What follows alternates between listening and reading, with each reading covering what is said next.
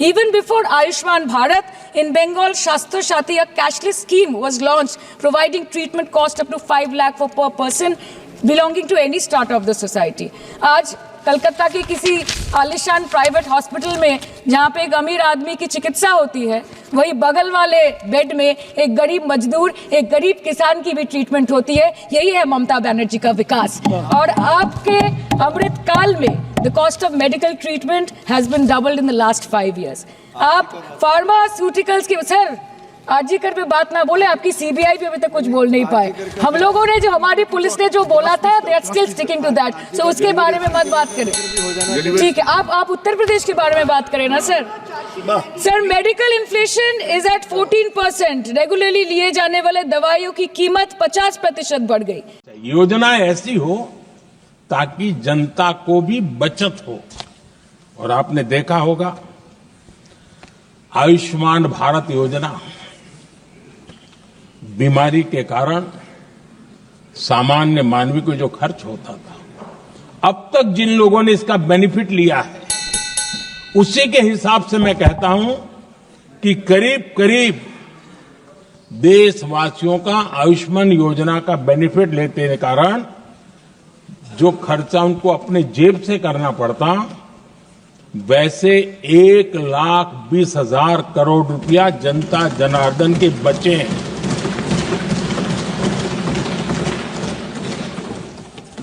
ये आवश्यक है कि अब जैसे जन औषधि केंद्र, आज मध्यम वर्ग के परिवार में 60-70 साल उम्र के परिवार के स्वजन हो तो स्वाभाविक है कोई न कोई बीमारी आ ही जाती है। दवाई का खर्चा भी होता है, दवाएं महंगी भी होती है। हमने जब से जन औषधि केंद्र खोले हैं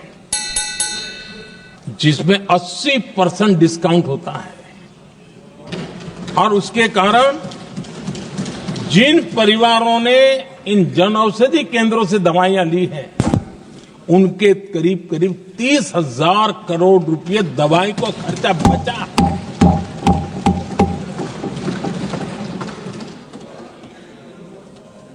आदरणीय अध्यक्ष जी,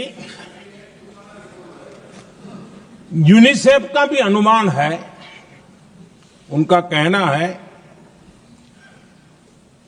कि जिसके घर में स्वच्छता और टॉयलेट बना, उन्होंने इसका बड़ा सर्वे किया था, उस परिवार को करीब करीब साल भर में 70,000 रुपए की बचत हुई है। स्वच्छता अभियान कहो, टॉयलेट बनाने का काम कहो, शुद्ध जल पहुंचाने का काम करो, कितना बड़ा फायदा हमारे सामान्य परिवार को हो रहा है। आदरणीय अध्यक्ष जी, नल से जल,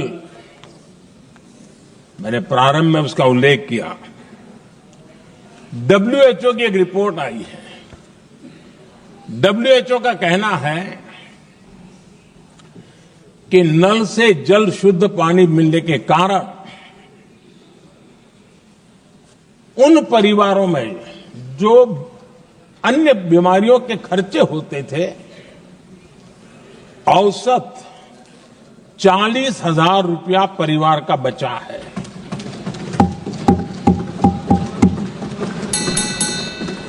मैं ज्यादा गिन नहीं रहा हूं, लेकिन ऐसी अनेक योजना है जिन योजनाओं ने सामान्य मानवी के खर्च में बचत की है। आदरणीय सभापति जी, करोड़ों देशवासियों को मुफ्त अनाज, उसके भी उस परिवार के हजारों रुपये बचते हैं। पीएम सूर्यघर मुफ्त बिजली योजना, जहां जहां ये योजना लागू हुई है, इन परिवारों को औसतन साल भर के 25 से 30,000 रुपये बिजली की बचत हो, पैसों में बचत हो रही है, खर्च में बचत हो रही है। और अगर ज्यादा बिजली है तो बेच करके कमाई कर रहा है वो अलग, यानी सामान्य मानवी की बचत भी। हमने एलईडी बल्ब का एक अभियान चलाया था।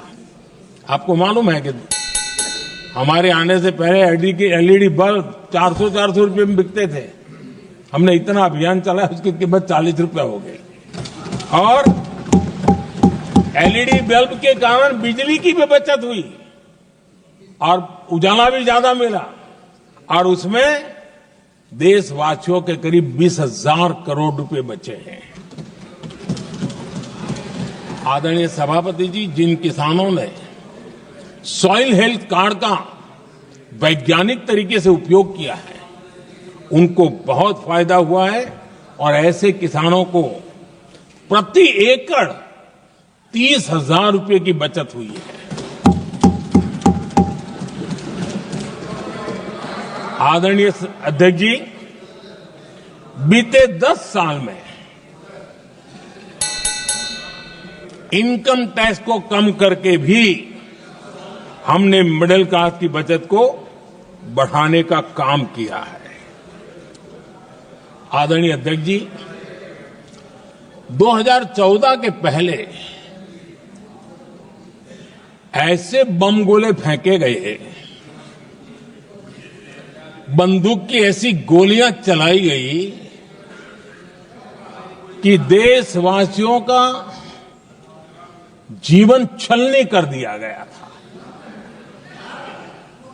हमने धीरे धीरे उन घावों को भरते भरते आगे बढ़े। 2 लाख करोड़ रुपया 2 लाख रुपया 2013-14 में 2 लाख रुपये, सिर्फ 2 लाख रुपये उस पर इनकम टैक्स माफी थी, और आज 12 लाख रुपये संपूर्ण रूप से इनकम टैक्स से मुक्ति। और हमने बीच के कालखंड में भी 14 में भी, 17 में भी, 19 में भी, 23 में भी हम लगातार ये करते आए, घाव भरते गए, और आज बैंडेज बाकी था वो भी कर लिया।